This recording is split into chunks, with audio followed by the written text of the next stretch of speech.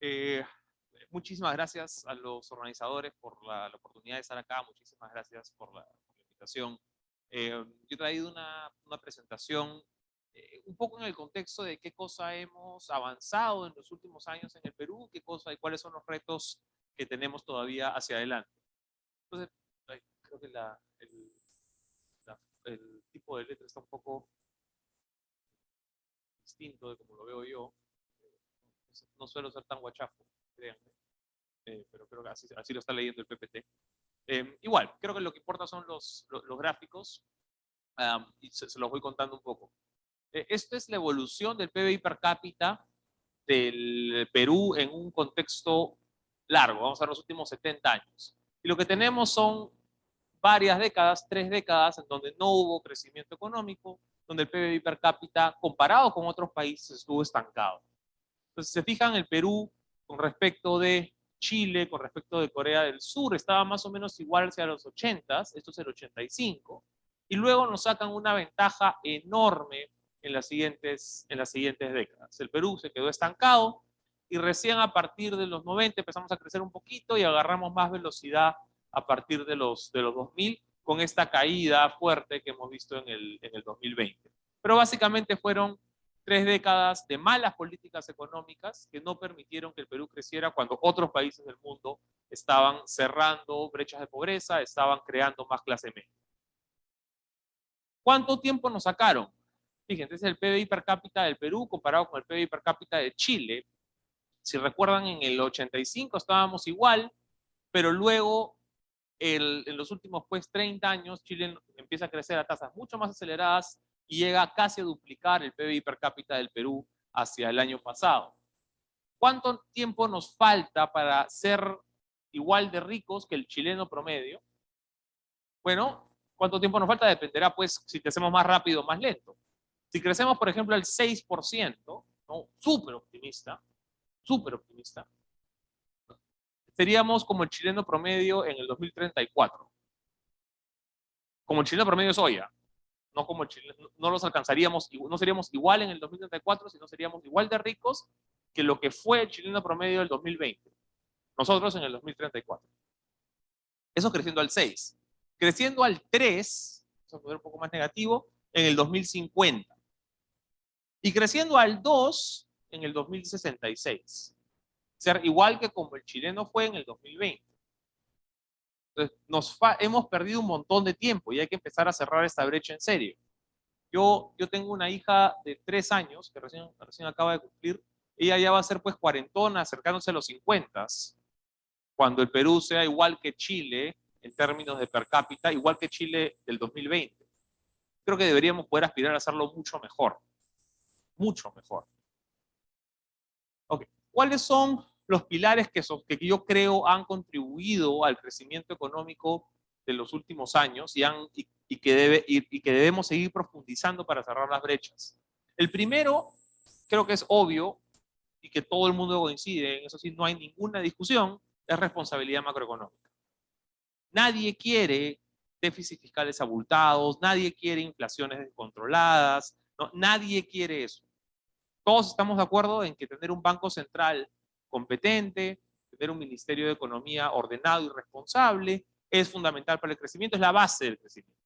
Si tenemos un montón de inflación, no hay posibilidad de hacer empresas, no hay posibilidad de hacer contratos, no hay posibilidad de tener préstamos, no hay posibilidad de planear a mediano plazo.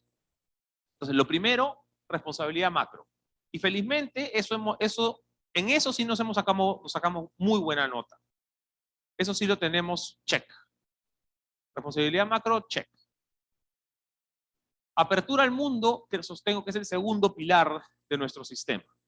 Apertura al mundo significa que el Perú quiere estar conectado, y eso creo que Meche habló un poquito de eso antes, ¿no? El Perú quiere ser parte del resto de la cadena global.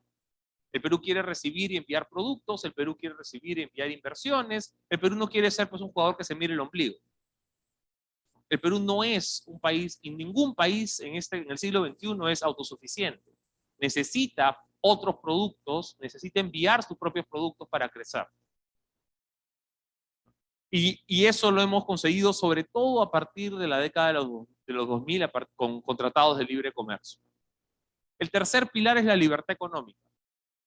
La libertad económica básicamente supone que yo confío en las familias y en las empresas, confío en que son las responsables de tomar las mejores decisiones para sí.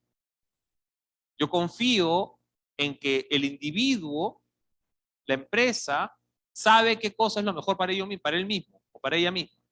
No le delego a otra autoridad, al Estado, ¿no? Qué cosa tengo que hacer, qué cosa tengo que decir, cómo tengo que contratar, cómo tengo que vender, cómo tengo que pactar. ¿Qué cosa puedo producir, qué cosa no puedo producir? No, no, no. Todo eso es materia del individuo o de la empresa. Ellos saben mejor qué hacer. Y esto en la práctica, ¿en qué se traduce? En libertad para emprender, ¿no? Si yo tengo una bodega, digamos, yo tengo mi barrio, en mi barrio hay una bodega. Yo digo, ¿sabes qué? Yo creo que puedo hacerlo mejor que esta bodega, yo creo que puedo hacer competencia y puedo hacerlo mejor. Entonces yo voy a poner otra bodega. Tengo libertad para emprender ahí. Van a haber algunos temas administrativos, pero soy libre de emprender.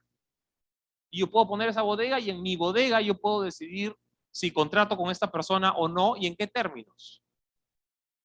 Y esa persona que va a trabajar en mi bodega será libre de contratar conmigo o no, en los términos que acordemos. Si para los dos es beneficioso, contratamos, si no, no.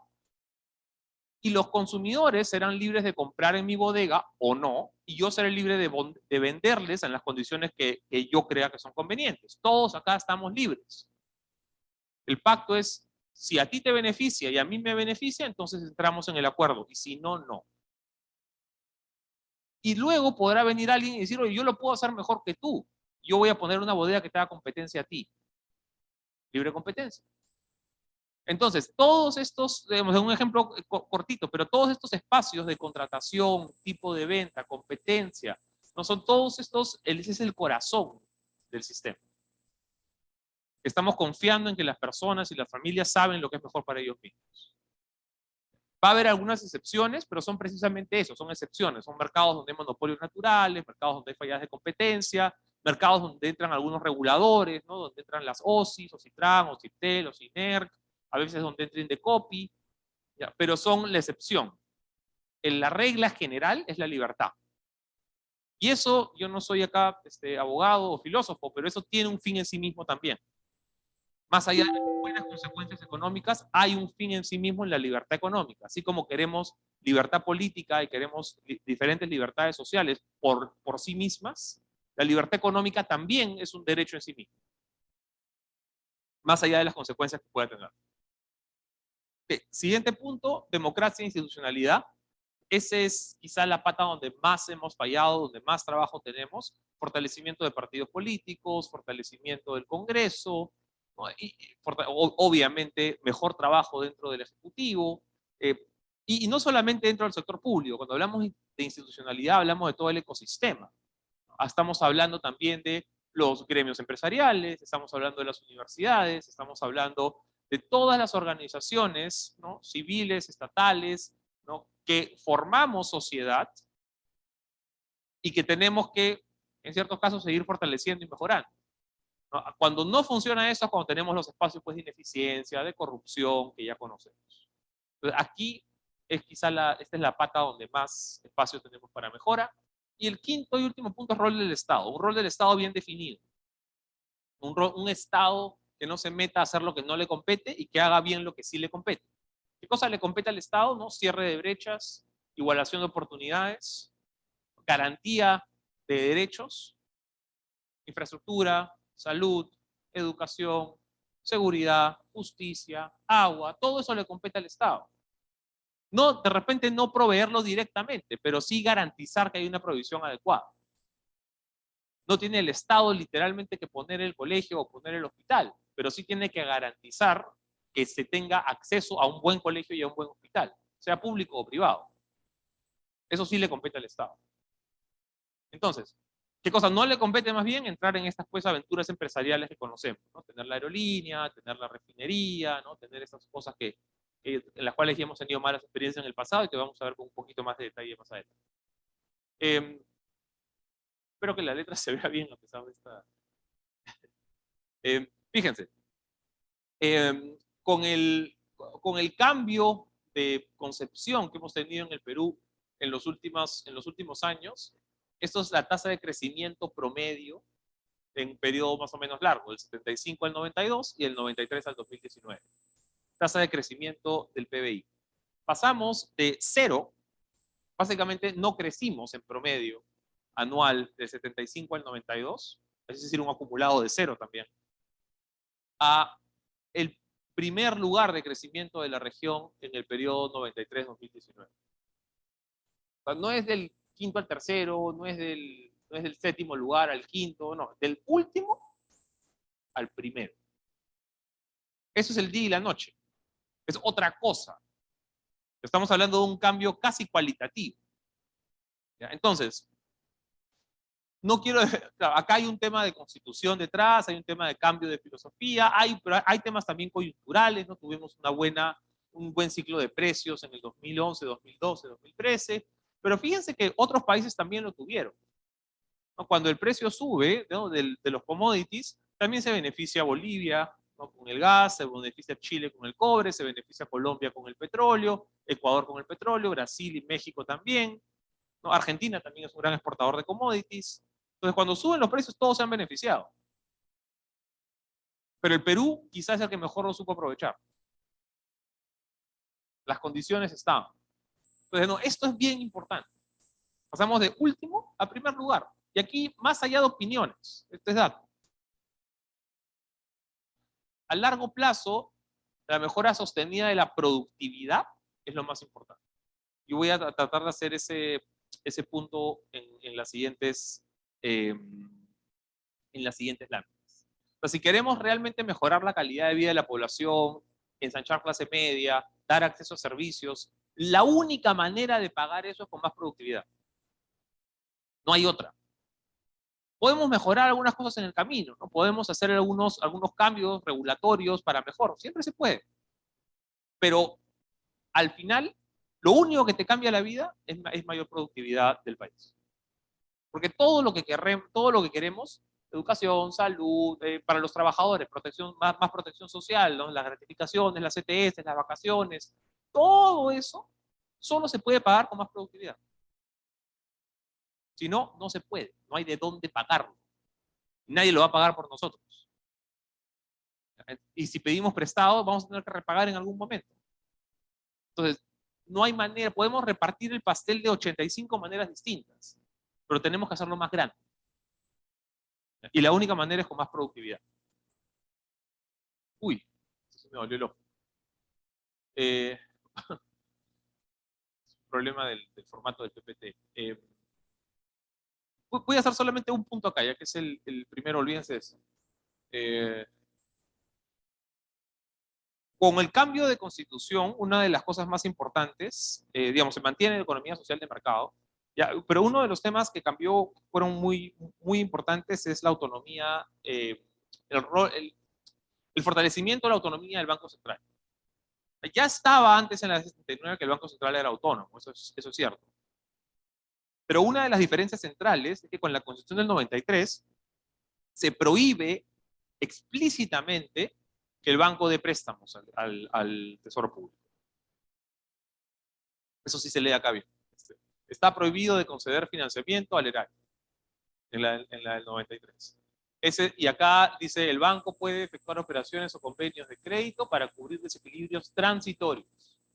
Excepcionalmente podía, si había un problema transitorio, el banco podía prestar. Bueno, listo, la Constitución dice eso, el banco presta. Y esto fue en buena cuenta lo que causó todo el periodo de hiperinflación que vivimos en los 80. Porque el banco imprimía. Ahora, para darle al Tesoro Público. Ahora eso está prohibido. Ahora, hay otros países que sí lo permiten. El Perú es un país que tiene un arreglo del Banco Central particular. Hay otros países que sí lo permiten y que también tienen un objetivo dual en su Banco Central de Reserva. El Banco Central de Reserva del Perú tiene como objetivo principal la defensa del valor de la moneda, la defensa del valor del sol. Es decir, que hay una inflación controlada en el rango 1 o 3%. Ese es su objetivo central. Otros países le dicen al banco, a su banco central, oye, haz eso, manténme la inflación baja y también haz que haya crecimiento económico. Tiene un objetivo dual. En el Perú, de repente de las instituciones públicas que mejor ha funcionado ha sido el Banco Central, y creo que parte del éxito se debe a este objetivo único. A que le hemos dicho al Banco Central, oye, solamente haz esto y hazlo bien. Eso no significa que el banco no esté viendo cosas que tengan que ver con crecimiento, por supuesto que sí, pero su objetivo central es la defensa del valor del sol, y eso lo ha hecho de forma espectacular. Bueno, esto es un poco lo que mencionaba, la emisión primaria, cuánto imprimía, esto del 85, el 80, el 90, cuánto imprimía el Banco Central antes, la emisión de billetes y monedas, y esa es la inflación causada, ¿no? Los 90, 80, más de 7.000 acá de inflación. Entonces, hay una relación clara entre más impresión, más inflación. Y eso nos permite pasar, o sea, este cambio, ¿no? Nos permite, así como teníamos el gráfico anterior del crecimiento económico, podemos hacer la misma reflexión con la inflación. Teníamos, ya no el último, pero el penúltimo país en términos de control de la moneda, más de 300% de inflación promedio en este periodo 83-93. Solamente Brasil nos ganaba, y pasamos de este lugar al segundo país con menor inflación de Latinoamérica. Ahora, y eso es un poco trampa en realidad, porque Panamá es un país que está dolarizado. Entonces, claro, así más fácil. Y, de hecho, Ecuador también está dolarizado, y le ganamos. Si acá creo que El Salvador también estaría más bajo, pero El Salvador también está dolarizado. Entonces, entre los países top, fíjense, estaría El Salvador, Panamá, Perú, Ecuador, y de ahí los demás que controlan su moneda. Entonces, Perú está ahí. Entre los países, el país por lejos que tiene un mejor control de su moneda sin estar dolarizado. Y el resto ya para abajo, ¿no? Chile, México, Colombia, Bolivia, etcétera, etcétera, etcétera. Este es un logro espectacular del banco. Este es un logro muy, muy, muy bueno que hemos tenido como país y que nos ha permitido el periodo de crecimiento largo de los últimos años con una inflación controlada. Parte de lo que causó el problema anterior fue este incremento del déficit a partir de las empresas públicas. Empresas públicas que no eran eficientes, no podían financiarse, requerían más plata del presupuesto público, para eso había que emitir más, ¿no? Y este ciclo inacabable, ¿no? Que desencadenó la inflación que acabamos de ver. Y si se fijan, claro, acá casi ni se nota, pues a partir del proceso de privatización de los 90, casi ni se notan los cambios en el resultado económico de las empresas estatales, comparado con lo que teníamos en los 70s, perdón, en los 80s y durante la década de los 80, ¿no? Cuando las empresas estatales pues perdían casi 5% del PBI. Una cosa monstruosa. Ahora, ¿eso significa que todas las empresas estatales son malas? No. ¿Eso significa que todas las empresas estatales siempre van a ser malas? No. ¿Significa que el Perú tiene una débil institucionalidad y que por eso tenemos malas empresas estatales? Sí, pues. Así como nuestros ministerios o nuestros gobiernos subnacionales a veces no son los más competentes, no son los mejores, igual con las empresas estatales. ¿Por qué supondríamos que las empresas estatales van a hacer la diferencia? Son igual parte del sector público. El problema es que cuando las empresas estatales pierden nuestra plata. Esa es la diferencia. El privado puede arriesgar y perder. Es su plata. Pero si la empresa estatal pierde, está perdiendo nuestra plata. Y lo peor no se queda ahí, es que puede seguir perdiendo nuestra plata porque no va a quebrar, porque sigue sacando más del tesoro público. Cuando el privado le va mal y pierde plata, eventualmente quiebra. En ese sentido, la empresa estatal podría ser pues un hueco sin fondo para el fisco. Podría ser un hueco sin fondo, porque siempre puede seguir perdiendo infinitamente y siempre se sigue financiando. Entonces, ese es parte de los arreglos que hemos hecho a partir de la nueva constitución, es que el Estado tiene un rol subsidiario. El Estado presenta un rol subsidiario en la actividad empresarial. Y esa es una de las grandes ventajas que tenemos en la constitución del 93. Esto está horrible también, disculpen el formato, no sé qué pasa cuando lo cambiamos aquí. Fíjense, el déficit fiscal, que es otra manera de ver lo mismo que estábamos viendo hace un ratito, ¿no? ¿Se acuerdan? Las empresas públicas perdían como 5% del producto. Eso gatillaba déficits fiscales pues enormes, junto con con contracciones a nada de la recaudación fiscal en términos del producto. Entonces, eso recién lo empezamos a arreglar a partir de nuevo de los 90s y mantenemos déficits fiscales bastante más bajos desde entonces, con la excepción obvia del 2020, ¿no? Donde el déficit fiscal pues, se dispara a casi 10 puntos, del producto. Ahora, en ese sentido, el Perú mantiene una de las deudas, como no tenemos este sobrecosto, este déficit abultado, hemos podido mantener una deuda también baja. Y la deuda del Perú, aquí ha subido un poquito acá, ahora estamos más cerca de 35, 36% del PBI, pero sigue siendo de las más bajas de toda la región, con excepción de Chile.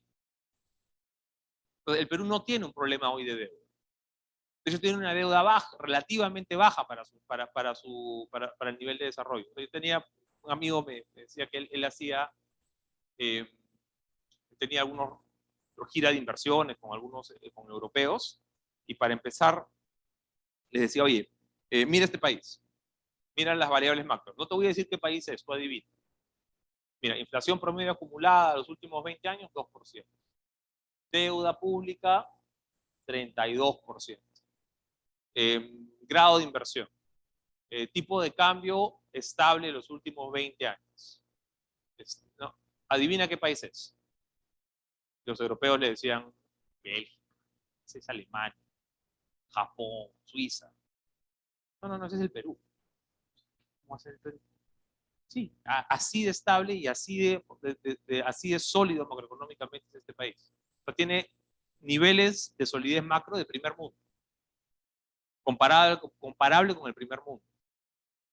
Y eso lo hemos logrado con mucho esfuerzo en los últimos 20 años. Entonces, parte de lo que tenemos que cuidar. El cambio de chip involucra también una mayor participación de la inversión privada. Antes teníamos una mayor relación de la inversión pública, que es el rojito. La inversión pública es el rojo. La inversión privada hoy es más o menos una relación de 3-1 de 4-1 respecto de la inversión pública. La inversión privada es 18% del PBI más o menos, 18, 19 en los últimos años.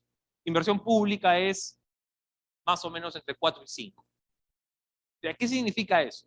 Significa que cuando hablamos de reactivar la economía, deberíamos hablar principalmente de reactivarla a partir de inversión privada.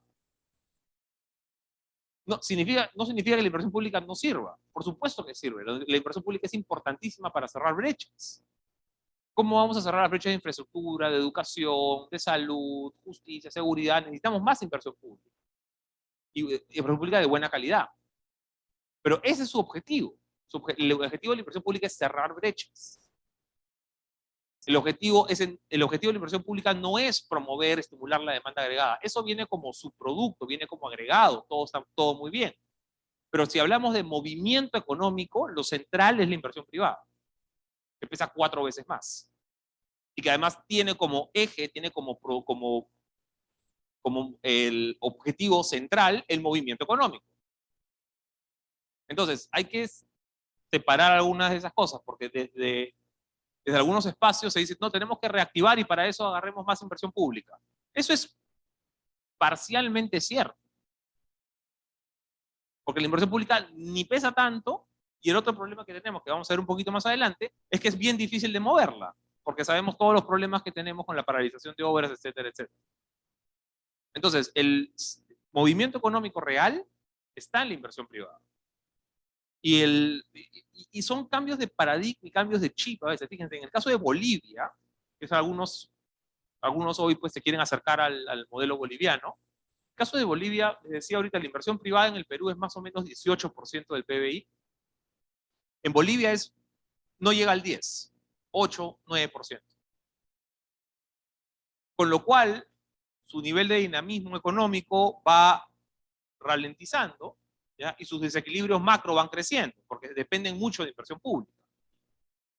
Y tienen un espacio mucho más abultado de déficit hoy día, eventualmente insostenible, como consecuencia de la reducción de precios de las empresas de commodities, porque tienen muchas empresas públicas metidas ahí, y el Estado se come ese riesgo. Entonces, eso es parte del cambio de paradigma, de chip que hemos tenido. Aquí, olvídense de las letras estas que marean, ¿ya? De nuevo, disculpen por el... Ah, ya. Ok. ¿Sabes qué es lo que pasa? Que nosotros trabajamos con un font distinto, no me acuerdo ahorita cuál es, y eso es lo que lo que ha mareado. Eh, en el caso, aquí lo que estamos viendo, siempre hablamos de que necesitamos confianza para atraer inversiones. Necesitamos confianza para atraer inversiones. Y eso es cierto, necesitamos confianza para atraer inversiones, pero lo que tenemos que ver es cómo se sigue la confianza a la inversión en la vida real, más allá del discurso. ¿Ya? Y lo que se nota clarísimo es que las dos líneas, no con un rezago de 2 trimestres para que pueda haber reacción, las dos líneas se siguen juntitas. Es decir, mayor confianza es mayor inversión, menor confianza, menor inversión. No hay nada acá debajo del sombrero. Es clarísimo, se siguen. Entonces, cuando hay estas caídas fuertes, como la que estamos viendo a partir de ahora, también hay una caída de la inversión. No es ciencia nuclear. Es bien obvio. Lo que pasa es que, claro, a veces algunos desconfían, dicen, no, igual esto avanza, no importa, cuerdas separadas. No, no es cierto. Cuando hay incertidumbre, hay caída de inversión, porque nadie quiere perder su plata, pues. Es lo más lógico del mundo. Ok. Con el cambio no, en esa diapositiva anterior que no se veía nada, parte de lo que incluía ahí entre los cambios del 79 con el 93, es que aquí tenemos o sea, con la constitución actual, hay una protección firme hacia la inversión extranjera, no para beneficiarla ni para perjudicarla, sino para que compita en igualdad de condiciones. Ni para un lado ni para el otro. Lo que dice la Constitución es que la inversión extranjera va a tener el mismo tratamiento que la inversión nacional. Eso significa, no vamos a darle, no le vamos a poner alfombra roja, ¿no? y bajarle todos los impuestos, solamente porque es extranjera, ni vamos a sancionarla, ni vamos a decirle, oye, tú no puedes invertir acá, tú págame extra, ¿no? Porque es extranjero. Ni para un lado ni para el otro. Inversión extranjera es igual que inversión nacional. Capital es capital, trabajo es trabajo. Entonces, esta provisión ha ayudado a tener muchísima mayor utilidad. Y de hecho el Perú es de los pocos países que tiene. Algunos otros países tienen esa protección a nivel de ley. Pero el Perú es de los pocos que tiene esa característica a nivel de constitución. Que protegemos que es igualita, ni para un lado ni para el otro, la inversión extranjera. Entonces, lo que ha venido pasando es desde los 80, que básicamente estaba en cero, a partir de los 90 hemos tenido un incremento fuerte de los capitales que han venido de afuera para desarrollar diferentes sectores. Y a veces dice, oye, pero ¿por qué no lo podemos desarrollar con capitales locales? ¿No? ¿Por qué tenemos que depender de la inversión extranjera? ¿No? Ese rollo que a veces escuchamos. Muchas veces es porque el Perú literalmente necesita esos capitales para poder desarrollar, porque aquí no está la disponibilidad. Entonces, claro, ustedes volteen y pídanle al banco, oye, necesito, no sé, pues 5.000 millones de dólares para desarrollar esta mina, ¿no? ¿Qué es lo que te cuesta Quellaveco? ¿Qué es lo que te cuesta Las Bambas? ¿De dónde voy a sacar 5.000 millones de dólares? No, no se puede. No hay. Literalmente no hay. Yo abro la bóveda y no hay. Y anda a endeudarte afuera. ¿Quién te va a prestar 5.000 millones de dólares cuando tu capital es pues una pequeña fracción de eso? Van a emitir bonos, pero no es tan fácil. Entonces, literalmente lo que necesitas es que alguien venga con ese capital y diga, ya, yo invierto, yo apuesto. Yo con eso traigo la máquina, yo con eso voy a generar más trabajo, o yo con eso muevo la economía. Uy, gracias. Uy, mucho mejor. Ahora sí. Ya. Gracias, gracias. Ok, y eso es el boom que vemos acá, sobre todo en una parte ligada a inversión en minería. Eh, no, Cerro Verde, Las Bambas, ¿no? Grandes inversiones que entran en el 2015, pero también algunas que están creciendo en el sector de energía, en el sector agro, eh, en, y también infraestructura, ¿no? Y de nuevo también de fuentes cada vez más diversificadas, ¿no? La más conocida al comienzo fue Telefónica, ¿no? De versión española, ¿no? Después hemos tenido pues, capitales mexicanos en el mismo sector, capitales chilenos en el mismo sector, ¿no? En telecomunicaciones. En minería está súper diversificado y ahora cada vez más empieza también inversión china en diferentes aspectos. Yo, ¿se acuerdan el segundo pilar de competitividad que conversábamos? El de la apertura al mundo, que el Perú quiere ser un jugador global. Una manera de hacerlo indispensable es poder recibir productos de otro país de manera más o menos razonable. Y lo que teníamos en los 90 era lo opuesto a razonable. Era un pandemonio. Fíjense, esta es la estructura arancelaria. Felizmente llegamos bien para esta diapositiva, para que se pueda ver. Esta es la estructura arancelaria que teníamos previos a la reforma. Eso se empieza a cambiar desde antes de la Constitución. Pero fíjense en cómo llegábamos hasta ahí. Vamos a poner este caso de acá, tenías 459 partidas arancelarias, o sea, tipos de productos, que entraban con 34% de arancel. 235 partidas arancelarias que entraban con 74 con 74% de arancel. Casi 1000 partidas arancelarias que entraban con 84. Era una locura. ¿Quién puede traer cosas así? Y aparte, echa la ley, echa la trampa, ¿no? Porque, oye, yo tengo a mi amigo pues en el ministerio, ¿no? Oye, no me metas en esta acá, sino mi partida en realidad es más parecida a esta de aquí, ¿no? ¿No? Echa la ley, echa la trampa, ¿no? Y partimos y vamos esto a medias. Entonces, en esa estructura, que era muy poco amigable al comercio, la cambiamos por cosas muchísimo más simplificadas, ¿no? Que es lo que tenemos en la estructura del 92 y lo que tenemos actualmente. Y esto además es sin contar los tratados de libre comercio. O sea, esto es para los donde no tenemos tratado. Ahora, para la gran mayoría de nuestros socios comerciales, y todos los más importantes, tenemos una estructura incluso más simple, con tratados de libre comercio incluso más baratos. Entonces, hemos abierto en la práctica la economía peruana. Y acá me permito hacer un comentario chico. Se dice a veces pues, que las importaciones, oye, que esto perjudica a la industria nacional, hay que cerrarla. Las importaciones están para favorecer principalmente a los consumidores. O sea, fíjense ustedes la ropa que tienen puesta ahorita. ¿No? Algunos será pues hecha en China, otra en Taiwán, ¿no? Otra de repente en Colombia, algunos tendrán su cosa italiana, ¿no? Lo que sea que tengan, lo que sea que tengan puesto ahorita. ¿Ya? Eso ustedes lo han elegido porque es la relación costo-beneficio, o la persona que se lo regaló, ¿ya? La relación costo-beneficio más adecuada para ustedes. ¿Y cómo sabemos que es la mejor? Porque si no hubieran comprado otra cosa. Pues. Si no hubieran comprado otra cosa. Entonces, lo que han ustedes elegido comprar es lo que a ustedes les daba mejor relación costo-beneficio. Eso va para el beneficio de ustedes, de los consumidores, de todos nosotros. Y lo mismo con cualquier producto que querramos comprar. Tenemos más opciones, tenemos más diversidad a mejor precio.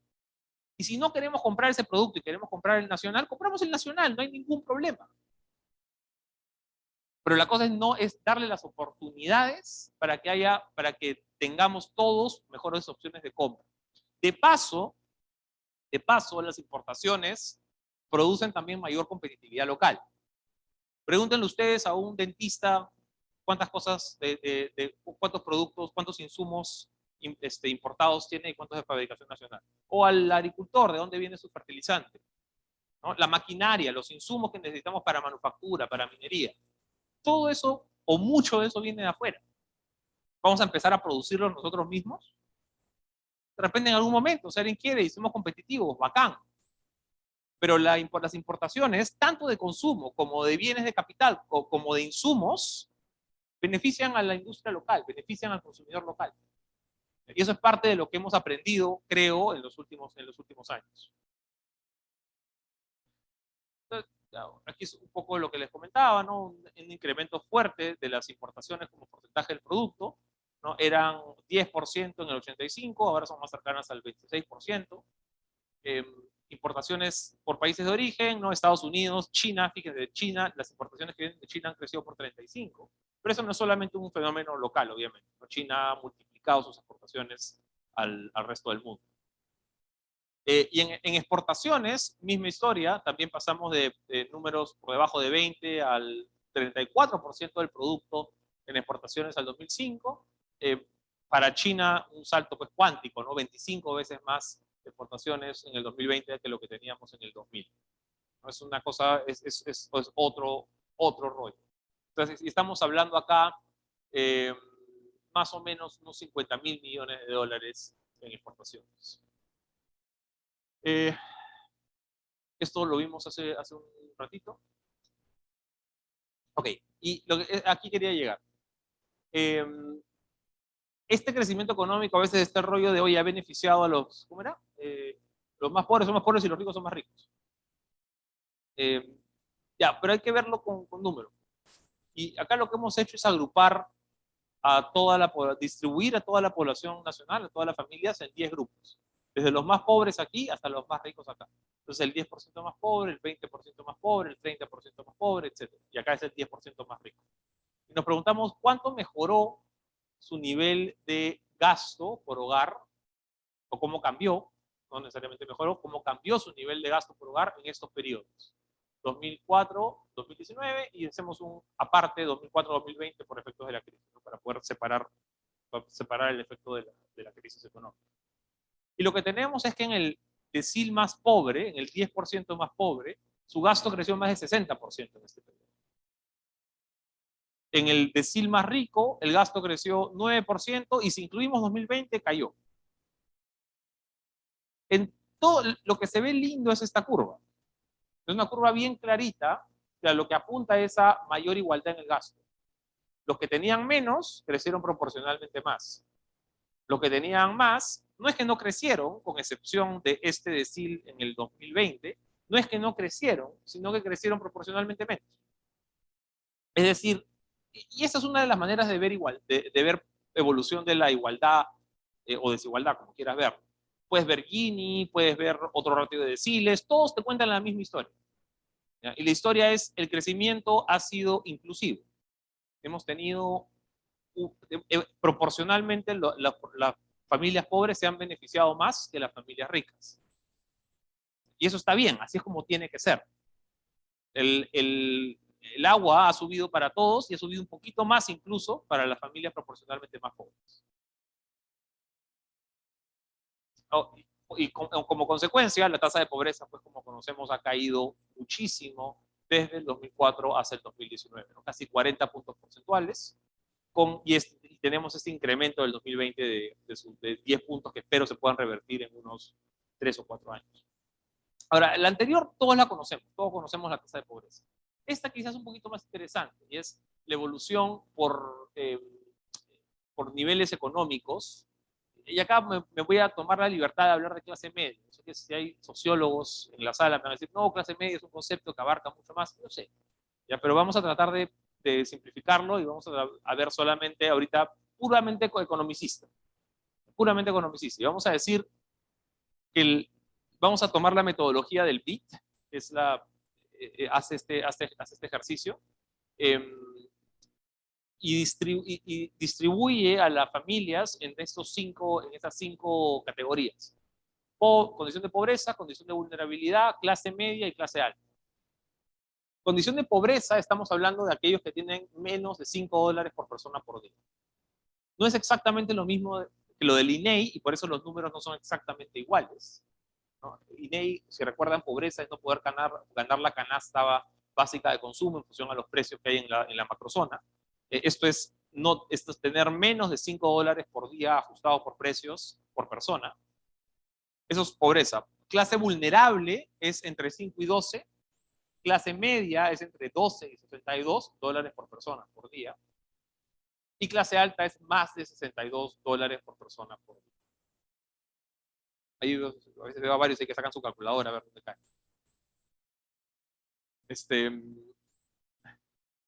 Entonces, esta es la distribución que teníamos para el 2005.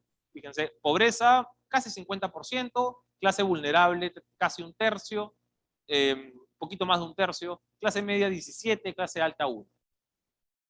Hacia el 2019, antes de la crisis, llegamos a 15% de pobreza en este sentido, ¿no? 40% en vulnerabilidad, en condición de vulnerabilidad, de nuevo, eso es de 5 a 12 dólares por persona por día, 43%, o sea, ya era la primera minoría, la clase media. 43% de clase media, entendida de nuevo entre 15 y 62, perdón, entre 12 y 62 dólares por persona por día. Ya era la primera minoría. Este es un cambio muy importante que se ha dado en el país en los últimos 20 años. Y esto además ha sido súper descentralizado, no ha sido solamente en Lima. Esto ha sido, si ustedes se acuerdan o visitan cómo era Trujillo, cómo era Arequipa, cómo era Piura, cómo era Cajamarca, ¿no? Hace 20 años versus cómo es hoy día, es otra ciudad. Es otra ciudad. Algunos dicen, no, que hay mucho más carros. ¿No? Sí, de acuerdo, pero es parte del proceso de desarrollo. ¿Y deberíamos tener mejor ordenamiento urbano? Por supuesto que sí. ¿Ya? Pero que hemos ido mejorando en los últimos años, eso es obvio. No, algunas cosas rápidas, tendencia de electrodomésticos también subiendo, la gente que tiene TV a color, lavadora, refrigeradora, y acá esto es más importante quizá, electricidad, agua y desagüe, ha ido mejorando, pero quizá no a la velocidad que hubiéramos querido. Hemos ido mejorando y ya tenemos casi cobertura total en electricidad, faltan algunos espacios rurales, faltan algunos espacios en selva, pero hemos ido mejorando, ya estamos al 96% en el 2020. Agua y desagüe todavía más rezagados, sobre todo desagüe. Y desagüe es una complicación porque desagüe, falta de acceso a agua limpia y desagüe tiene consecuencias sobre enfermedades diarreicas y eso tiene a su vez consecuencias sobre desnutrición y anemia. Entonces, aquí hay un tema pendiente. ¿Ya? Y justo vamos a empezar a hablar de los pendientes. Este es un breve ejercicio que hicimos en el IPE sobre Perú sintético, es qué hubiera pasado si no hubiéramos tenido el cambio de constitución, no se hubiéramos mantenido la constitución de 79, qué cosa hubiera pasado en términos de per cápita, y quizá más interesante, qué cosa hubiera pasado en términos de pobreza. Este es un contrafactual, ¿no? ¿Qué cosa hubiera pasado sí? Con lo cual es una herramienta estadística. Pensamos que podríamos tener pues, un nivel de pobreza más cercano al cual hubiéramos tenido un nivel de pobreza cercano más al 35%, 30%, que al 20% que teníamos, cerca del 20% que teníamos desde el 2008. Entonces, hay una incidencia real sobre calidad de vida. ¿Qué cosa es lo que nos falta? Yendo hacia adelante, ya para ir acabando. ¿Qué cosa es lo que nos falta? Nos falta mayor productividad, que era lo que decía en una diapositiva al comienzo. Lo más importante que tenemos yendo hacia adelante es nuestra estrategia para mayor productividad. Porque sin mayor productividad no pagamos nada. No se puede pagar nada de lo que estamos hablando ahorita si no tenemos más productividad. Entonces, ahorita hay una discusión sobre, oye, más impuestos, ¿no? Que se paguen más impuestos que los ricos, o que por aquí, que por allá. Yo creo que siempre se puede mejorar el marco tributario. Siempre hay espacios de mejora. Pero es muy poquito lo que vamos a poder sacar de diferencia en recaudación si es que no empezamos por hacer más productiva la economía y más crecimiento. La mejor política tributaria, la que más recauda, es el crecimiento económico. Esa es por lejos la que más recauda. Lo demás van a ser decimales. Lo demás vamos a pasar pues de un puntito por acá, un medio puntito por allá, podemos hablar, van a ser decimales. A mediano plazo, el crecimiento económico es lo único que hace una diferencia fuerte en recaudación. Y para tener mayor crecimiento económico necesitamos mayor productividad, sobre todo de los trabajadores, que hoy estamos relativamente bajos comparado con otros países de la región. Si a mí me dieras una varita mágica y me dijeras, oye, soluciona un problema en la economía nacional, tienes la varita mágica, o el genio de Aladín, y me dice, soluciona un problema, yo te digo, hay que solucionar este, que es la estructura que tenemos de nuestra PEA, de nuestra población que trabaja. En el siglo XXI, el principal activo de cualquier país no es su oro, no es su cobre, no es su agua, no son sus carreteras. El principal activo del país es su gente. La gente es la que trabaja, la gente es la que innova, la gente es la que invierte, la gente es la que da el movimiento económico, sobre todo en este siglo de conocimiento. Es la gente. Y lo que tenemos en el Perú es que 70% de la población trabaja en empresas de 5 a menos trabajadores. No hay ningún problema per se con una empresa chica. Una empresa chica puede ser sumamente productiva, pero no es el caso para la gran mayoría en el Perú. Y de hecho muchos de esos trabajadores además son independientes. Estamos hablando de unidades productivas, empresas, por decir algo, de 5 a menos trabajadores. 70% están ahí. Típicamente informales, ¿no? Con poco acceso a proveedores, con poco acceso a innovación, con poco acceso a capital humano calificado, con poco acceso a crédito, etcétera. Todo lo que ya conocemos en el Perú, ¿no? Aquí no estamos descubriendo la puerta. El problema es que si tenemos a 70% de nuestro principal activo allí, no estamos usando a nuestra gente y a su trabajo, a su innovación, a su esfuerzo de la mejor manera. Lo mejor que tenemos es la gente. Y no lo estamos aprovechando como debiéramos. 70% están en unidades productivas que no dan esa opción de desplegar toda la innovación y el esfuerzo de nuestras personas. Ese es el principal problema. Si no solucionamos eso, es bien difícil poder solucionar lo demás. Necesitamos más personas trabajando en empresas más productivas. Mi obsesión está ahí. Más personas trabajando en empresas más productivas. Entonces, podemos hacer que crezcan. ¿Cuáles son los dos caminos? Perdón, solamente para ilustrar el caso. Si la productividad laboral de la empresa grande es de 100, que es este círculo celeste, la productividad del trabajador en la pequeña es de un tercio, perdón, de la mediana es de un tercio, de la pequeña es de 3% de eso, y de la micro ya pues es casi nada. 5%. Entonces, aquí se ilustra clarito cuál es el problema, porque si tenemos menos productividad también podemos pagar menores sueldos. Pues. ¿Cómo vamos a pagar mejores sueldos si no hay mayor productividad? No se puede.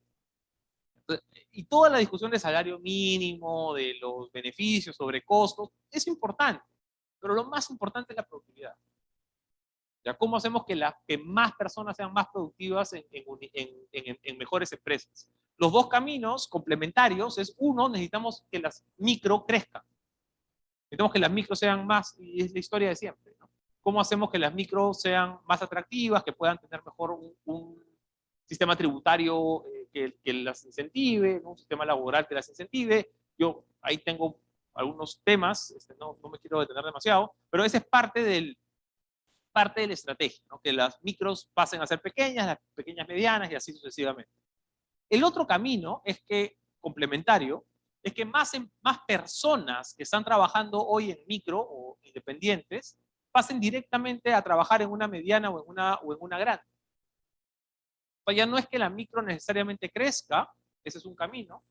El otro es que más personas que están hoy día de repente empleadas de forma independiente o que están en microempresas de bajo nivel de productividad pasen a empresas que ya tienen un alto nivel de productividad. Entonces, algunos emprendedores en realidad son emprendedores porque no hay otra. Pero si le dieran la oportunidad de, oye, yo te voy a contratar en una buena empresa, ¿no? Con un buen sueldo fijo, ¿no? En planilla, ¿no? Y te voy a pagar todos los meses lo mismo, bueno, te dirán, oye, yo tengo una familia, ¿no? Yo prefiero tener la seguridad de estar en un trabajo. Otros son emprendedores por naturaleza, todo muy bien, pero algunos son emprendedores por necesidad. Entonces, aquí creo que lo grande para resolver está por acá. Eso, ¿y cómo se soluciona? Podemos hablar más adelante de eso, ¿no? Hay temas laborales, hay temas tributarios, hay temas administrativos, hay temas culturales, hay temas de capacitación, no hay una bala de plata, pero lo principal creo que es esto de aquí.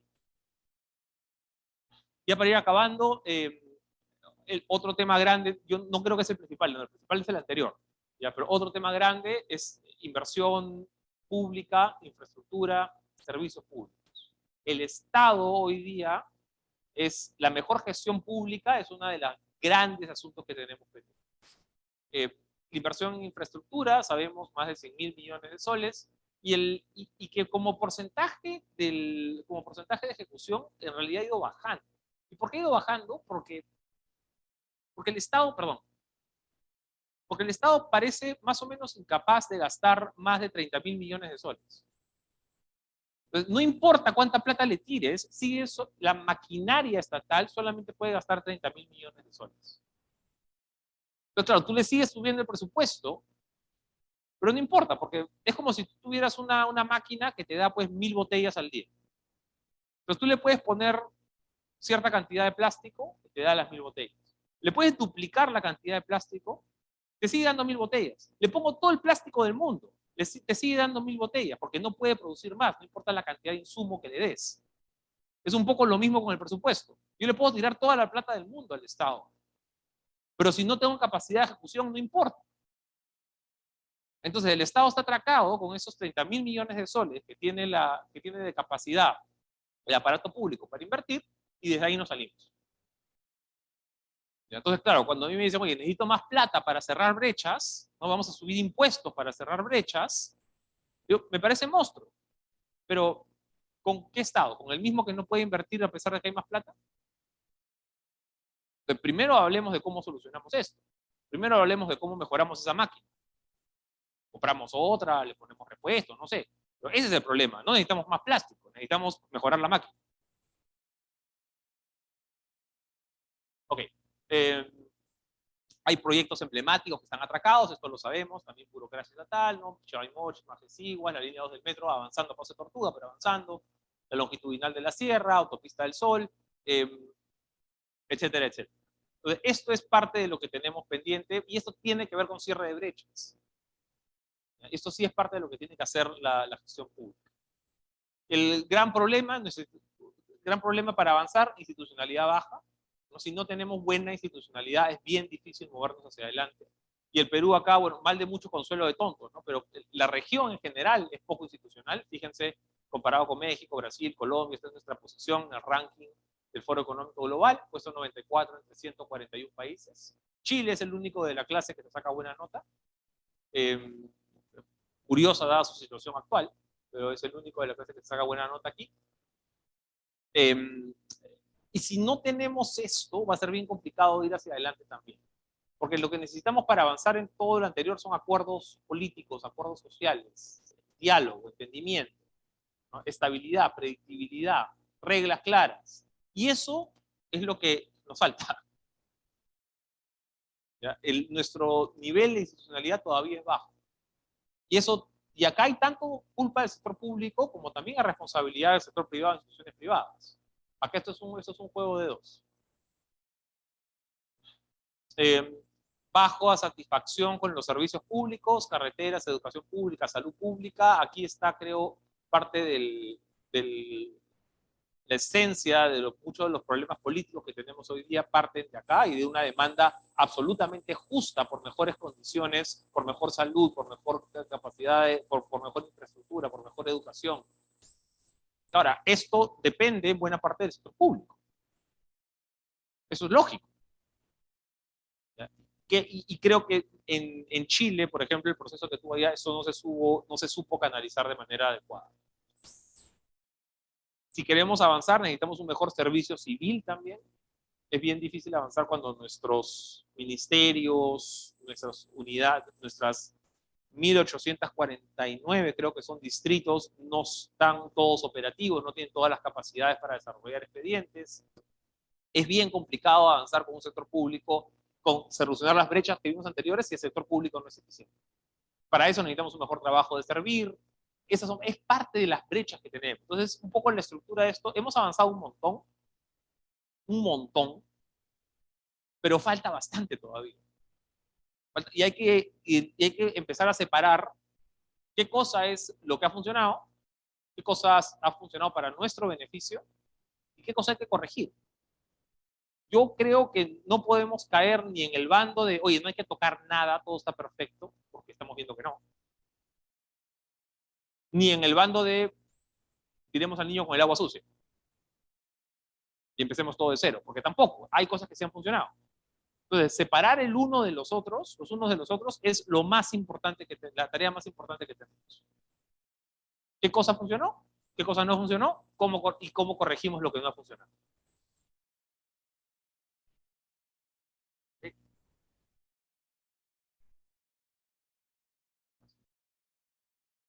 Creo que estamos acabando, creo. Pero se grabó.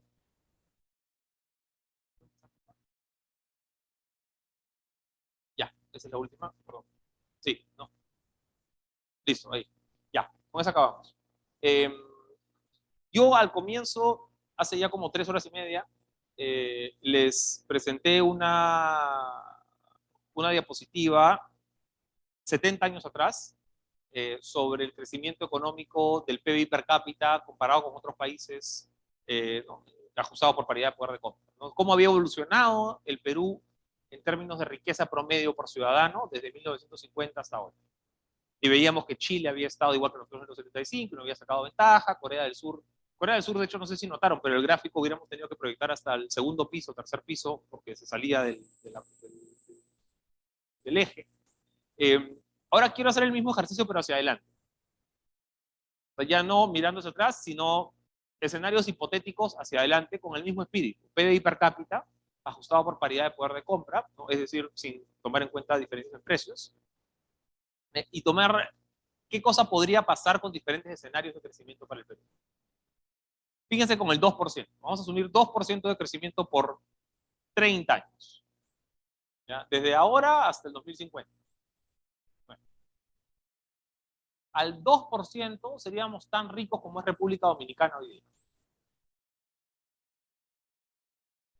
Y yo, para serles franco, antes de hacer este ejercicio no sabía que República Dominicana era más rico que nosotros. Entonces, creo que podríamos aspirar a hacer algo mejor.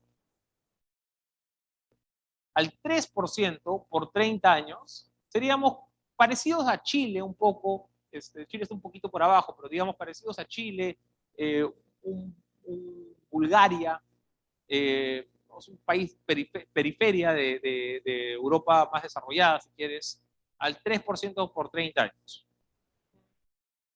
Hay que aspirar a hacerlo un poco mejor. Ya, al 4, ya, una Hungría, un Polonia, ya un país ya de Europa más central, si quieren, en la puerta del primer mundo, en la puerta de lo considerado desarrollado, al 4%. Ok, eso está más interesante, esa la compro. Al 5, un Corea del Sur, una España, Francia, ya un país desarrollado. Primer mundo por donde se le mire, tranquilamente dentro de las categorías de país rico. 5% por 30 años. 6% por 30 años, ese ya pues es el máximo. Un Holanda, ya seríamos parecidos a lo que es hoy un Holanda en términos de per cápita, un Holanda, un Estados Unidos, un Dinamarca. Pero esos 6% por 30 años en promedio seguimos. ¿Es posible? Yo creo que podríamos cerrar en algo, ya, 4,5 la compra. 4,5 compra. Pero creo que más allá de los puntos decimales, lo importante es transmitir la idea de que el crecimiento acumulado es lo que más importa a largo plazo. Si nosotros queremos realmente un cambio de perspectiva, un cambio real para el país, ¿ya? Lo que tenemos que ver es, de nuevo, qué cosa hemos aprendido, qué cosa vale la pena conservar, qué cosa vale la pena cambiar, ¿ya? Y a partir de eso, cómo podemos agregarle medio puntito más al crecimiento, pero sostenido. Medio puntito más al crecimiento económico por los siguientes 20 o 30 años. Esa debería ser la obsesión. Eso es lo que realmente cambia la calidad de vida de la gente. Eso es lo que realmente cambia el país. Entonces, y creo que, de nuevo, más allá de si es un país u otro, la idea es, estamos acá después de un proceso largo de 30 años, desde que estábamos en lo más problemático, y nos falta todavía un montón. Todavía nos falta solucionar un montón de cosas. Hay muchas cosas por corregir. ¿Vamos a perfilarnos al 2 o 3% o vamos a perfilarnos al 4 o 5%? Eso ya depende de las decisiones que empecemos a tomar hoy día. Con eso culmino la presentación y muchas gracias por su atención. Quedo atento a preguntas o comentarios. Muchísimas gracias, Diego. Voy a comenzar con preguntas del panel de Zoom para ser un poco democráticos. ¿Qué personas tienen preguntas? 1, 2, 3. Perfecto. Voy a comenzar con el Zoom. A ver si entiendo esta pregunta. Queda claro que la llamada globalización apoyó mucho a los estados, que los estados observaran aspectos positivos de sus economías. De hecho, el Perú lo hizo. Sin embargo, en los últimos tiempos, las economías latinoamericanas sobre todo, son frecuentemente influidas por economistas keynesianos, ocasionando que estas economías se vayan cerrando o con el riesgo de trabajar el comercio internacional. ¿Cómo cree que esto afecta? Ok, la pregunta es, ¿cómo cree que esto afecta el comercio internacional a mediano y largo plazo si continuara esta tendencia? No sé si voy a entender bien la pregunta. Me imagino que se refiere más a casos como, por ejemplo, el de Argentina. Eh, a ver, lo que ha venido pasando en algunos países de la región, creo que aquí Argentina es el ejemplo más emblemático, ¿no? Es esta idea de que casi como que el país es único, ¿no? Y que no importa las condiciones que ponga, siempre va a traer inversiones, ¿no? Y siempre va a ser un destino de capitales, ¿no? Y siempre se va a requerir más de sus productos. Y creo que el caso argentino también demuestra que eso no es cierto, ¿no? Que si tenemos malas políticas públicas, si nos cerramos al resto de la economía global, va a haber consecuencias y los principales perjudicados no van a ser pues los ingleses o los japoneses o los norteamericanos. Los principales perjudicados son los habitantes de la región, los habitantes del país. Eso, Argentina, para mí, es el caso más emblemático de malas políticas públicas que llevan a un país con todo el potencial de ser un país rico en un periodo relativamente corto de tiempo, a ser un país pues, con procesos inflacionarios de 50%, escasez de diferentes alimentos, ¿no? Y que hoy empieza pues, con un proceso además de control de precios que solamente puede hacer las cosas peor. Lo hemos hecho, ¿cuántas veces lo hemos hecho en la región? Siempre termina en lo mismo. Control de precios es más escasez. Siempre termina en lo mismo. Entonces, digamos, si tuviera que resumir, sacar lecciones de lo que ha venido pasando en otros países debería ser un paso obvio, pero si ese no fuese lo suficientemente obvio, lo más claro debería ser sacar lecciones de lo que nos pasó a nosotros cuando lo hicimos. Lo hemos presentado bastante de eso en los últimos minutos de pues, qué cosa pasó con el Perú cuando nos cerramos al comercio internacional, cuando nos cerramos a las finanzas públicas internacionales, cuando nos cerramos a los capitales extranjeros, cuando empezamos a controlar precios. No todo eso es parte de lo que hemos vivido. No queremos ver el ejemplo de Venezuela, no queremos ver el ejemplo de Brasil, no queremos ver el ejemplo de Bolivia. Bueno, veamos el Perú en los 80, nada más. Fácil.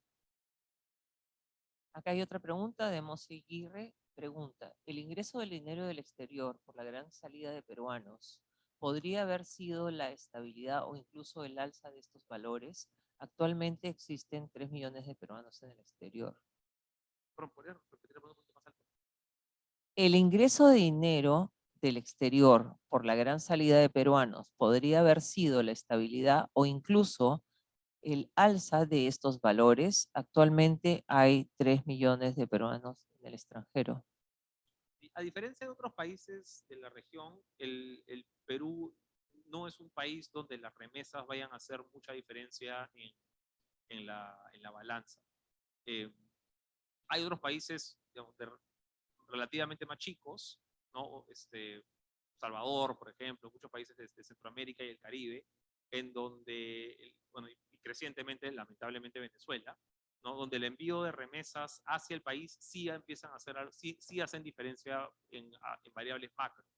A nivel nacional, las remesas pueden hacer mucha diferencia, pero es básicamente para las familias puntuales que las reciben. No es una variable macro tan significativa como sí lo puede ser, o sea, digamos, comparado con con lo que puede entrar por exportaciones de algún producto agro específico, es una variable relativamente más chica.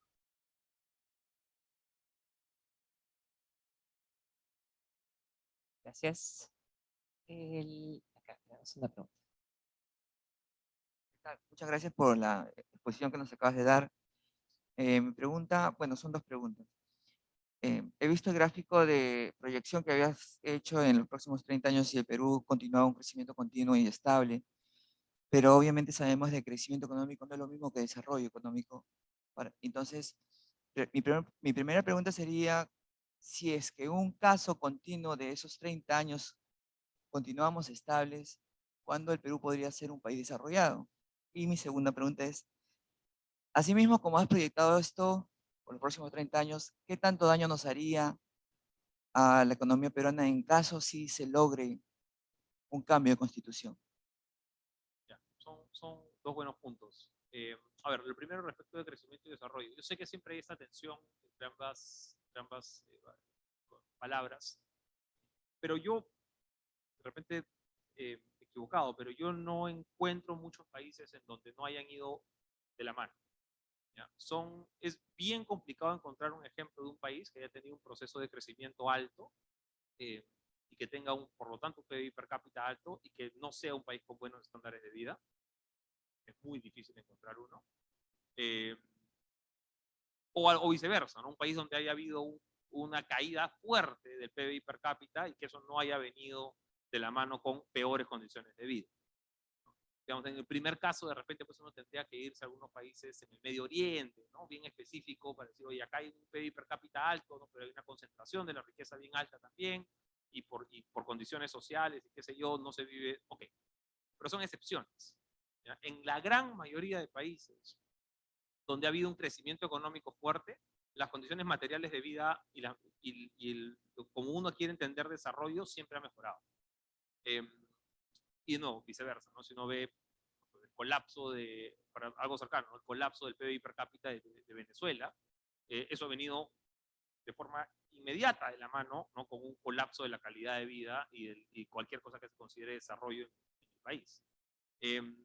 Entonces, yo creo que sí hay algunos temas que pueden ser más delicados, por ejemplo, cuando uno se puede encontrar una tensión a veces más obvia es con protección del medio ambiente, por ejemplo, ¿no? Ahí hay algunos temas donde sí tenemos que ir de la mano, ¿no? Economía y protección del medio ambiente, calidad de vida, eso absolutamente de acuerdo, pero para la gran mayoría de situaciones, el crecimiento económico sí está bien correlacionado con desarrollo.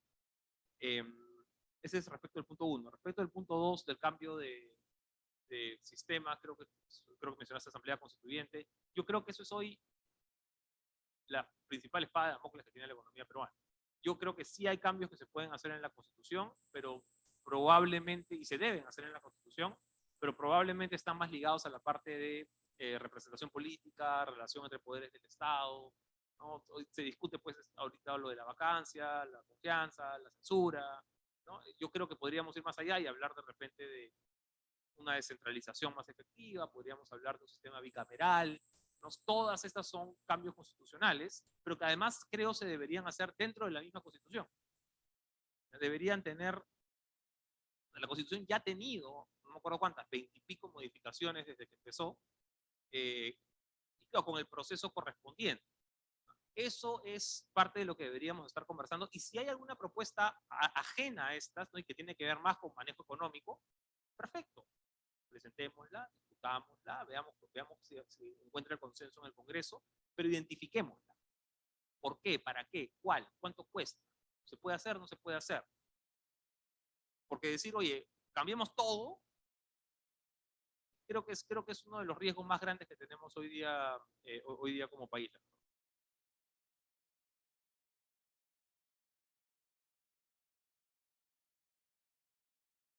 Bueno, mi pregunta es la siguiente.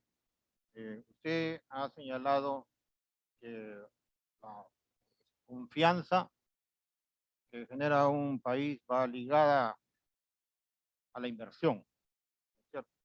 Y bueno, los socialistas y los comunistas, ¿no?, cuestionan la actual Constitución, específicamente el artículo 62, donde se especifican los contratos, leyes, ¿no? Entonces, ellos argumentan que frente a este artículo que está en la Constitución no se puede hacer nada frente a un incremento excesivo de las utilidades de las empresas.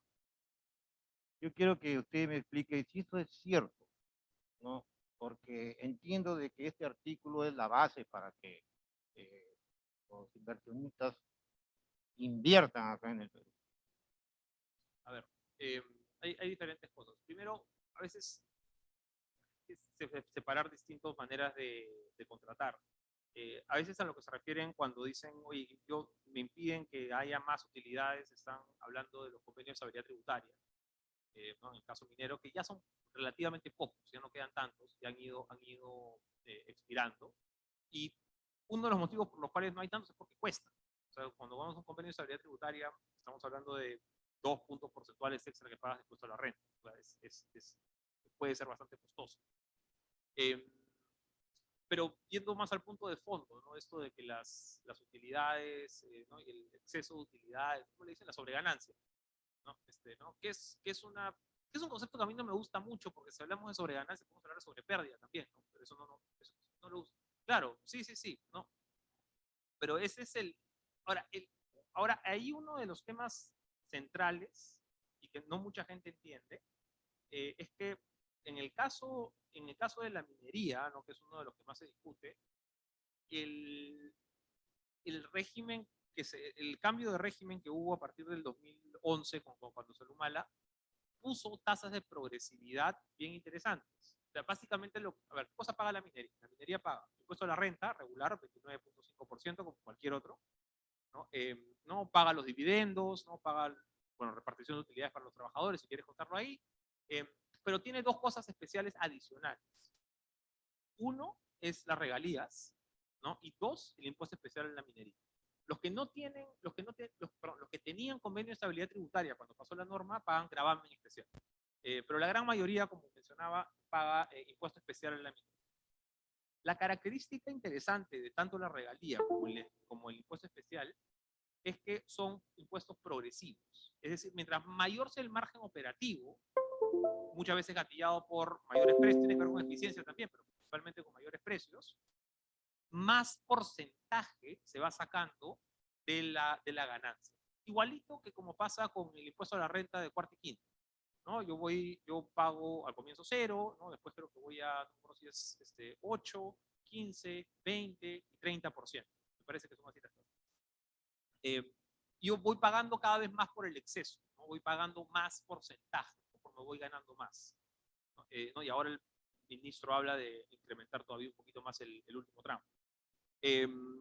Igualito funciona en la minería. Entonces, mientras mayor sea el precio, mayor margen operativo tengo y más porcentaje pago. Ni siquiera es que pago más proporcional, o sea, proporcionalmente siempre voy a pagar más y más alto, pero además la tasa es más alta. Eso, de cierto modo, ya está capturando esta idea de sobreganancias, ¿no? Ya está capturando esta idea de, no, podemos jugar con los márgenes, ¿no? Y decir, oye, empiezas a pagar más a partir de este umbral, empiezas a pagar más a partir del otro. Se puede mejorar, ¿no? Pero ya está incluido, ¿no? Y mucha gente creo que no entiende eso, ¿no? Dice, oye, si hay más precios, tenemos que cobrar más. Ya lo estás haciendo, ya se está haciendo, eso ya existe. ¿Ya? Si hay más precios, ya se está cobrando por más. Entonces, no, ese es el argumento práctico. El argumento práctico económico, ¿no? El argumento más práctico jurídico o legal es que yo no puedo tener un país, pues, que desconoce sus propios acuerdos, ¿no? Si yo he firmado algo, ¿no?, y a veces algunos de estos acuerdos y convenios cuestan plata, cuestan como un seguro. Es como un seguro que yo estoy pagando para que no me cambien luego las condiciones. ¿No? Si yo estoy haciendo este esfuerzo, pues tiene que servir para algo, ¿no? Sino para qué estuve pagando un seguro todos estos años. Si cuando van a cambiar las condiciones, no importa. Entonces y esto, digamos, más allá de este último tema, hay un costo de incumplir acuerdos a nivel internacional. No, primero un costo directo, ¿no? De, oye, te van a mandar, pues, a la corte y vas a tener que pagar una cantidad considerable de plata. ¿no? Y segundo, ¿quién va a venir a invertir acá? Si los acuerdos que estamos firmando a nivel de Estado, es lo mismo que nada. Entonces, hay que ser bien cuidadoso con con esos puntos desde el punto de vista práctico, desde el punto de vista práctico económico, desde el punto de vista práctico jurídico y desde el punto de vista también de, oye, ¿qué cosa va a pasar a futuro si yo incumplo este tipo de acuerdos? Eso es.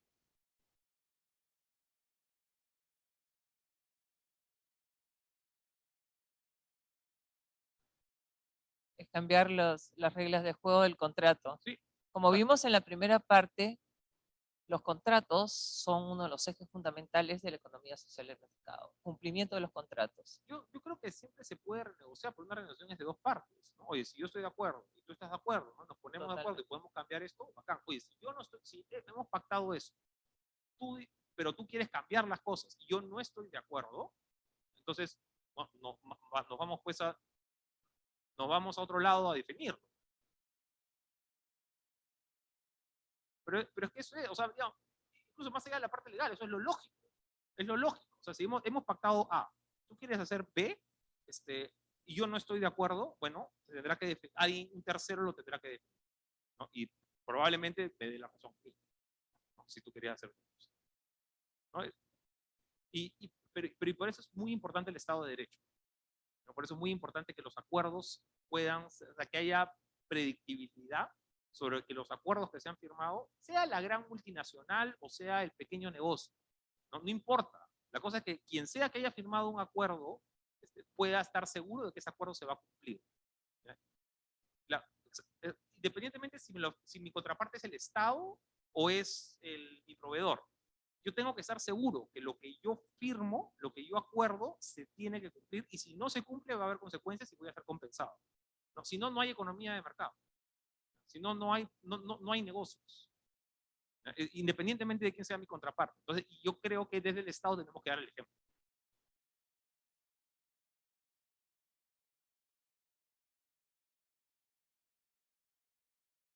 Esa parte no se entiende muchas veces.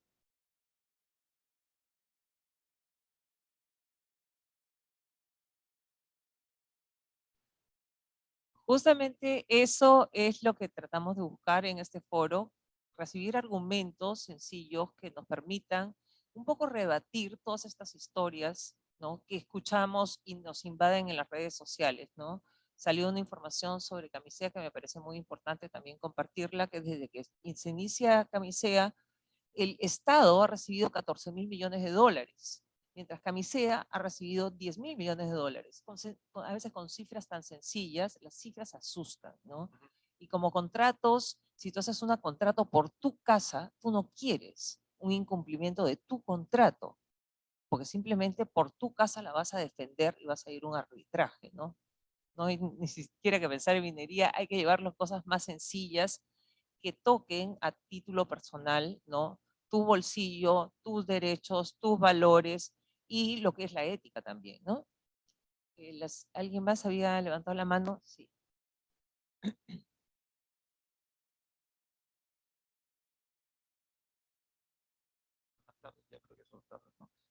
Ahora viendo la realidad, ¿no? ¿Cómo ve la Cámara de Comercio esta postura del presidente? Porque parece que él no va a torcer, él quiere ser constituyente, igual el Congreso aparentemente no lo va a vacar, y el presidente sí tiene la potestad y puede, y yo creo que va a querer disolver el Congreso si es que no le dan lo que quieren. Uy, la Cámara de Comercio. Tengo que hacer una aclaración.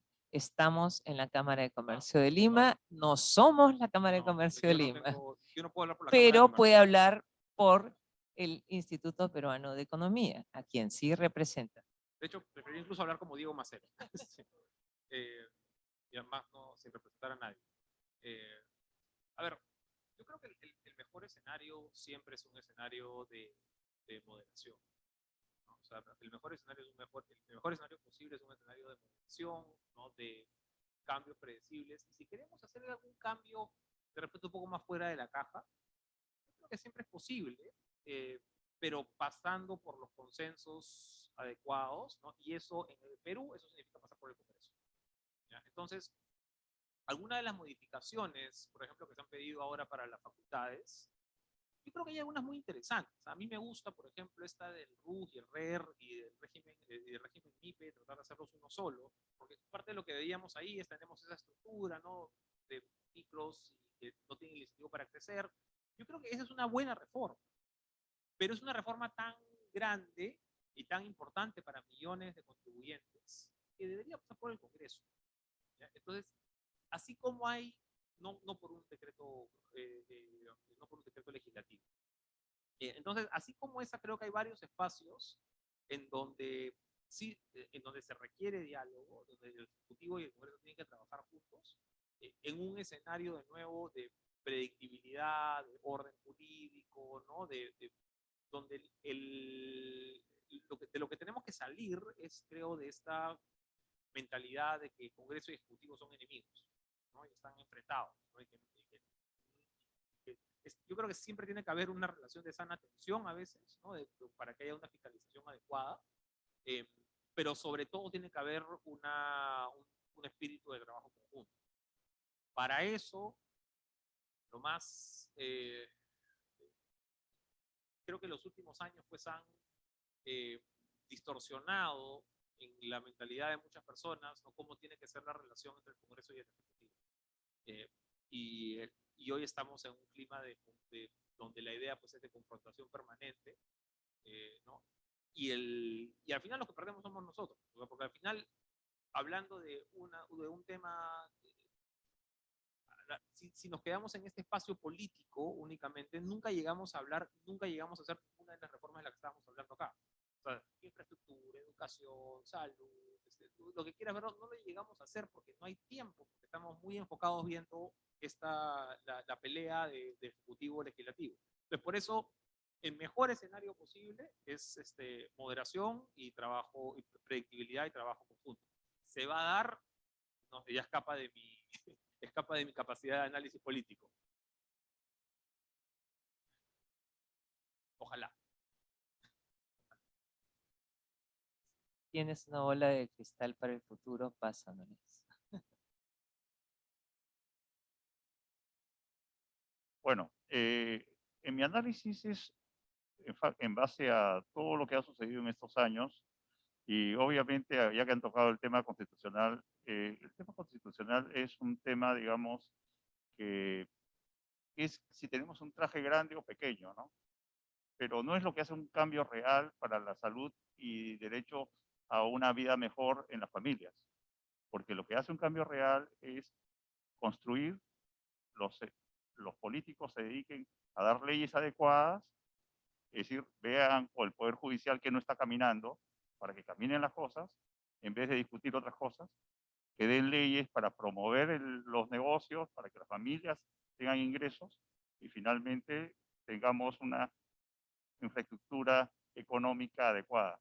Ahora, si analizamos lo del tema de a lo largo de los años del PBI, analicemos, bueno, este periodo de 2000 hacia adelante, porque lo de atrás ya fue. Analizamos un gobierno de Toledo, de Alan García, de Humala, tenemos un crecimiento que el PBI se fue hacia arriba. Éramos el país bandera donde estábamos creciendo y podíamos decir, wow, somos un país. ¿Ah?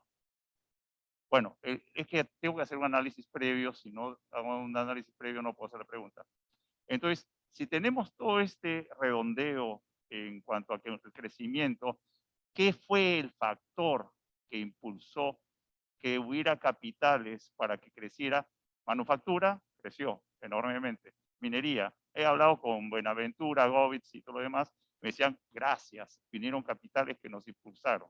Y yo sé de dónde vienen, pero extrañamente llega a PPK, el Congreso ha hecho una movida que nos quitó el piso, y justamente la curva de crecimiento y capacidad económica de las familias se fue desde que termina el gobierno en el periodo que termina el gobierno de Humala, nuestro crecimiento se aplanó y de ahí comienza a venirse hacia abajo.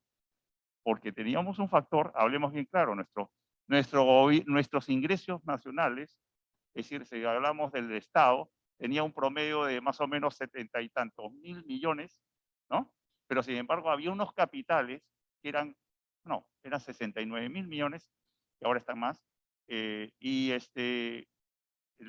ahorita estamos hablando de que teníamos un capital interno que impulsaba el desarrollo y que la gente comenzó a dilapidarlo y que se llama AFP. Nadie ha considerado los 66.000 millones que habían de inversión en AFP, nadie reconocía esa inversión, nadie daba un agradecimiento a ese inversionista local que se llama jubilado y que finalmente es lo que le pasó a Chile.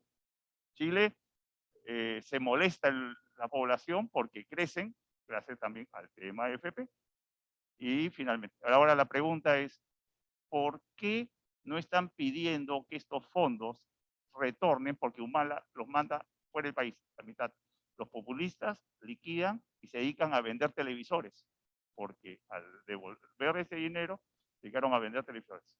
Entonces la pregunta es, ¿cómo podemos hacer para que este capital de desarrollo y otros similares, porque si hacemos el versus la inversión extranjera, ¿cuánto es la inversión extranjera? ¿18% del PBI?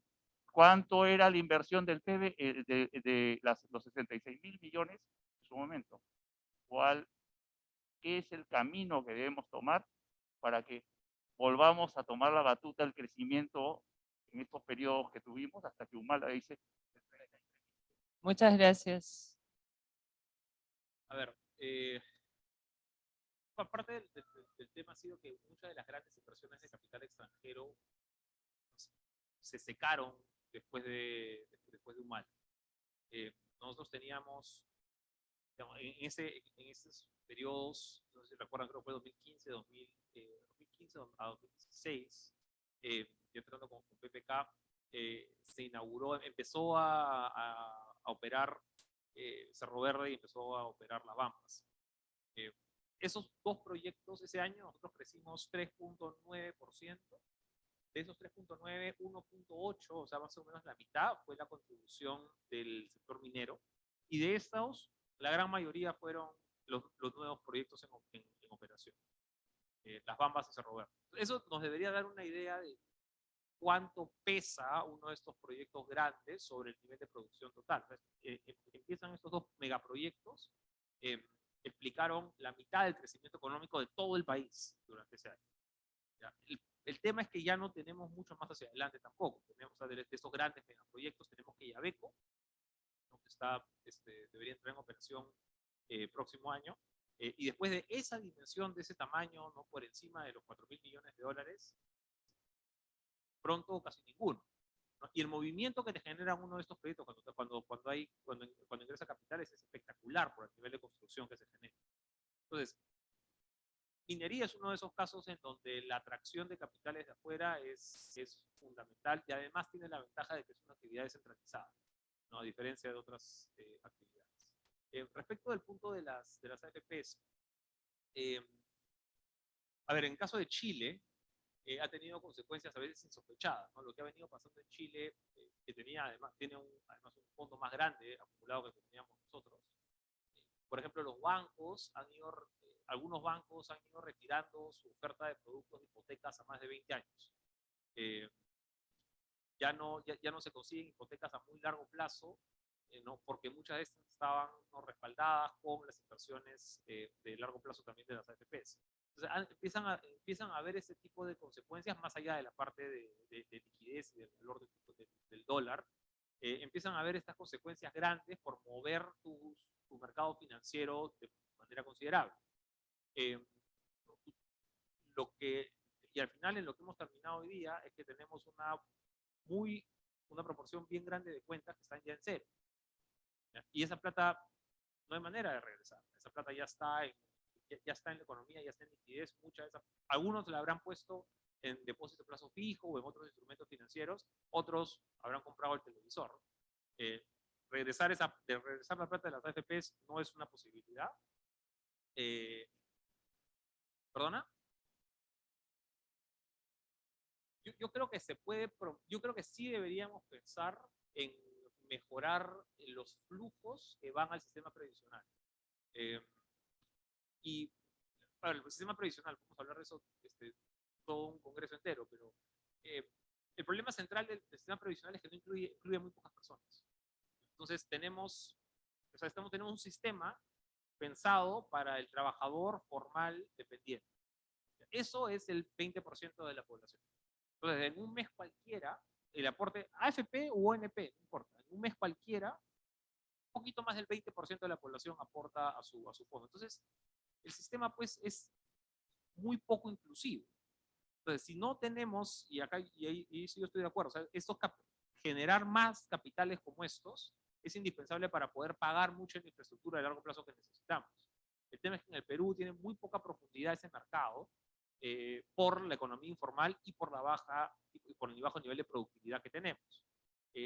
Yo creo que deberíamos pensar en maneras complementarias de aportar al fondo de pensiones sobre todo para los afiliados. Yo creo que el fondo de pensiones, el principal siempre tiene que ser el afiliado, pero paralelamente tiene la ventaja de crear un capitales suficientes como para invertir, ¿no? Como para invertir en diferentes proyectos y las AFP se invierten. Ese es un subproducto, así como decíamos que la inversión pública, el principal es el desarrollo, el cierre de brechas y tiene como subproducto el movimiento económico. En los fondos de pensiones, el principal es la cobertura a la vejez del afiliado y el subproducto es que generamos un fondo para inversiones nacionales. Si no tenemos mayor profundidad en ese mercado a través de, yo creo, nuevas maneras de pagar a tu fondo, pensemos, no sé, voy a pensar en voz alta, pero digamos, a través del recibo de luz o a través del recibo de teléfono. Muchos trabajadores son informales, pero igual pagan su luz o su teléfono o su agua. Eso de repente podría considerarse pagar a través de algunos recibos. Otros piensan en, oye, ¿por qué no lo metemos en el IGB? Y cada vez que yo hago una compra, ¿no? 2% de esa partecita se va a mi fondo de pensiones, ¿no? Y así incentivo formalidad. Por diferentes motivos no me encanta esa medida, pero digamos que es una alternativa que está pensando de la manera correcta. Cómo incluimos a más personas dentro del sistema de pensiones. Pero sí, yo coincido en que esta es una de las reformas urgentes. Yo diría, más que por el lado de capitales, yo diría por el lado de protección social, que no, en el marco de economía social de mercado es algo de lo que deberíamos empezar a hablar más. Muchísimas gracias por la participación. Me encanta cuando hay tanta gente que quiere contribuir. Quiero agradecerle especialmente a Diego Machera. Es un lujo para nosotros tener un expositor de su nivel y esperemos tenerte prontamente en algún otro de los Muchas eventos. gracias por la paciencia.